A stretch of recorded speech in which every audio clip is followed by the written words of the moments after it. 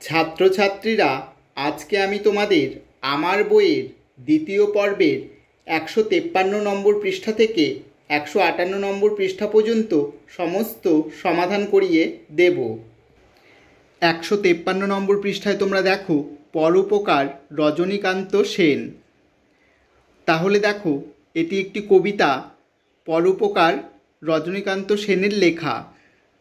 এখানে তোমাদের প্রশ্ন আসতে পারে, পরোপকার কবিতাটি কার লেখা? তোমরা লিখবে রজনীকান্ত সেনের লেখা। এখন আমি তোমাদের কবিতাটি পাঠ করে শোনাবো, তোমরা ভালো করে শুনে নাও। নদী কভু পান নাহি করে নিজ জল, তরুগণ নাহি খায় নিজ নিজ ফল। গাভী কভু নাহি করে নিজ দুগ্ধ পান, কাষ্ঠদগ্ধ হয়ে করে পরে অন্নদান। স্বর্ণ করে নিজ রূপে অপরে শোভিত, বংশী করে নিজ রূপে অপরে মোহিত। শস্য জন্মাইয়া নাহি খায় জলধরে, সাধুর ঐশ্বর্য শুধু পরহিত তরে। তোমরা এইভাবে কবিতাটি খুব ভালো করে পড়ে নেবে এবং পরীক্ষায় তোমাদের কবিতাটিও লিখতে বলতে পারে, তোমরা ভালো করে মুখস্থ করবে। এরপর 154 নম্বর পৃষ্ঠায় তোমরা দেখো, অন্যের উপকার করেছেন এমন কয়েকজন মনীষীর ছবি নিচে দেওয়া হলো। ছবির নিচে এদের নাম লিখি, বড়দের কাছে এদের জীবনের গল্প শুনি। তাহলে দেখো, প্রথমে যে ছবিটি দেওয়া রয়েছে তার নিচে আমি লিখে দিয়েছি মহাত্মা গান্ধী, এটা মহাত্মা গান্ধীর ছবি। তারপরে রয়েছে নেতাজি সুভাষচন্দ্র বোসের ছবি। এরপর রয়েছে মাতঙ্গিনী হাজরার ছবি। এরপর রয়েছে ভগৎ সিংয়ের ছবি। তারপর রয়েছে ঋষি অরবিন্দের ছবি। এরপর রয়েছে আবুল কালাম আজাদের ছবি। তাহলে বলেছে এদের জীবনী সম্পর্কে তোমাদের গল্প শুনতে, কিন্তু এদের জীবনী শুনতে গেলে তোমাদের অনেকক্ষণ সময় লাগবে এবং অনেকটা বড় হবে। আমি তোমাদের সংক্ষেপে বলে দিচ্ছি। মহাত্মা গান্ধী ছিলেন একজন স্বাধীনতা সংগ্রামী। নেতাজি সুভাষচন্দ্র বসুও ঠিক একইভাবে স্বাধীনতা সংগ্রামী ছিলেন। মাতঙ্গিনী হাজরাও স্বাধীনতা সংগ্রামী ছিলেন। ভগৎ সিং একজন শহীদ ছিলেন, স্বাধীনতার জন্য তিনি প্রাণ দিয়েছিলেন। তারপর দেখো, এখানে ঋষি অরবিন্দও স্বাধীনতা সংগ্রামী ছিলেন। এখানে দেখো আবুল কালাম আজাদ, ইনিও স্বাধীনতা সংগ্রামীদের একজন। তাছাড়াও ইনি প্রথম ভারতের শিক্ষামন্ত্রী। তোমরা এভাবে ছবিগুলো দেখে নামগুলো চিহ্নিত করবে। 155 নম্বর পৃষ্ঠায় তোমরা দেখো রিড দ্য সেন্টেন্সেস, বলছে বাক্যগুলিকে পড়ো।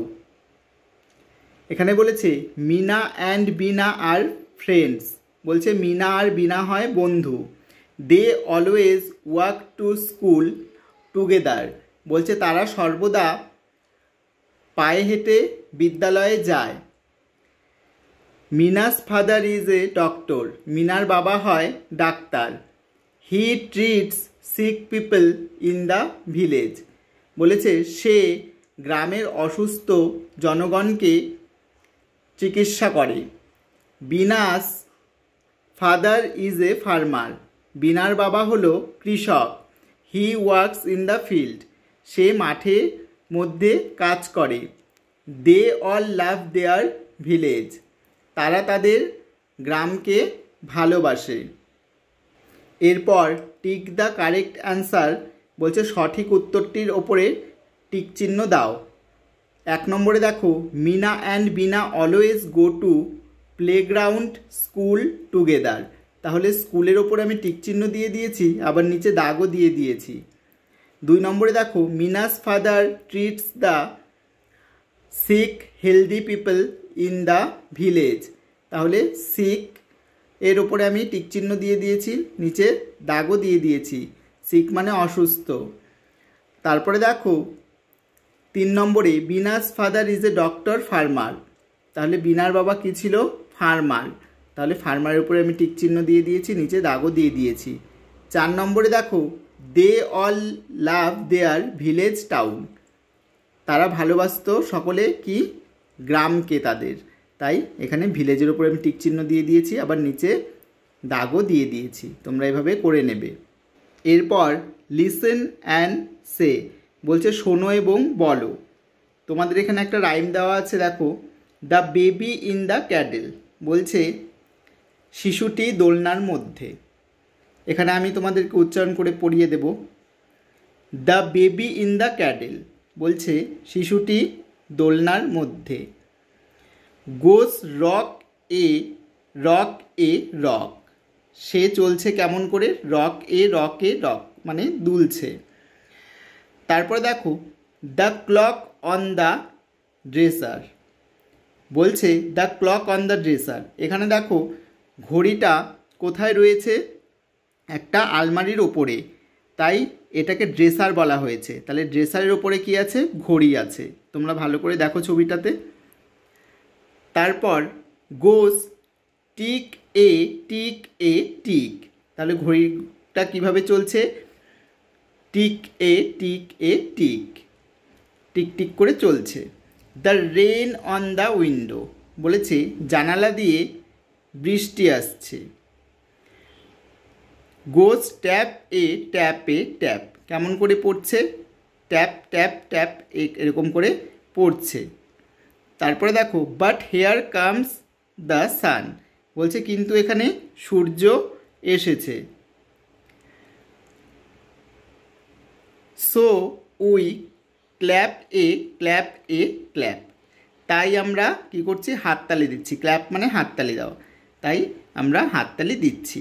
তোমরা ভালো করে এই রাইমসটি কিন্তু পড়বে, তোমাদের পরীক্ষায় আসতে পারে। 156 নম্বর পৃষ্ঠায় দেখো ব্যাঙের লাফ দেখে ফাঁকা ঘরে বসাই। তাহলে দেখো এখানে ব্যাঙ লাফিয়ে যাচ্ছে।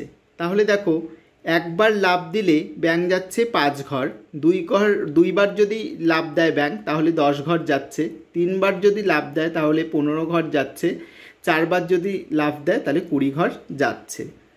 তাহলে দেখো এখানে 5 অক্ষে 5, 5 দুগুণা 10, 3 5 15, 4 5 20। তোমরা কিন্তু এটা শিখলে। এরপর দেখো চাকার ফাঁকা ঘর ভর্তি করি। এখানে দেখো একটা চাকা দেওয়া রয়েছে এবং দেখো এখানে 4-এর সাথে গুণ চিহ্ন দেওয়া রয়েছে সামনে এবং 0 থেকে শুরু করে 10 পর্যন্ত দেওয়া রয়েছে। তাহলে দেখো আমি করিয়ে দিয়েছি 4 0 0, 4 1 4, 4 2 8, 4 3 12, 4 4 16, 4 5 20, 4 6 24, 4 7 28, 4 8 32, 4 9 36, 4 10 40। তাহলে আমরা এখান থেকে কি শিখতে পারলাম, 4 ঘরের নামতাটা কিন্তু শিখতে পারলাম। তোমরা দেখো ফাঁকা ঘরে আমি বসিয়ে দিয়েছি। এরপর দেখো ঠিক একইভাবে 5 ঘরেরও কিন্তু নামতাটা এভাবে তোমাদেরকে শেখানো হয়েছে। আমি তোমাদের ফাঁকা ঘরগুলো পূরণ করে দিয়েছি। দেখো 5-এর আগে গুণ চিহ্ন দেওয়া রয়েছে, তাহলে 5 0 0, 5 1 5, 5 2 10, 5 3 15, 5 4 20, 5 5 25, 5 6 30, 5 7 35, 5 8 40, 5 9 45, 5 10 50।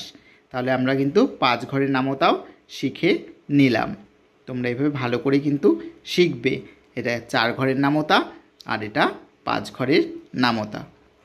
এরপর দেখো 157 পৃষ্ঠায় বল সাজাই ও কতগুলো বল লাগে দেখি। তাহলে দেখো এখানে একটি দলে কয়টি বল আছে তোমরা ভালো করে দেখো। ওপরে একটি, তারপরে দুটি, তারপরে তিনটি, তারপরে 4টি। তাহলে এখানে 1 2 3 4 5 6 7 8 9 10, 10টি বল আছে। তাহলে এখানে লেখা আছে একটি দলে 10টি বল, 10 গুণ 1 সমান সমান 10টি বল লাগবে। তাহলে দেখো এরপরে আছে দুটি দলে 10টি করে বল। এখানে দেখো লেখা আছে, আমি লিখে দিয়েছি, দুটি দলে 10 যোগ 10 সমান সমান 10 গুণ 2 সমান সমান 20টি বল লাগবে। এরপরে দেখো তিনটি দলে 10টি করে বল রয়েছে।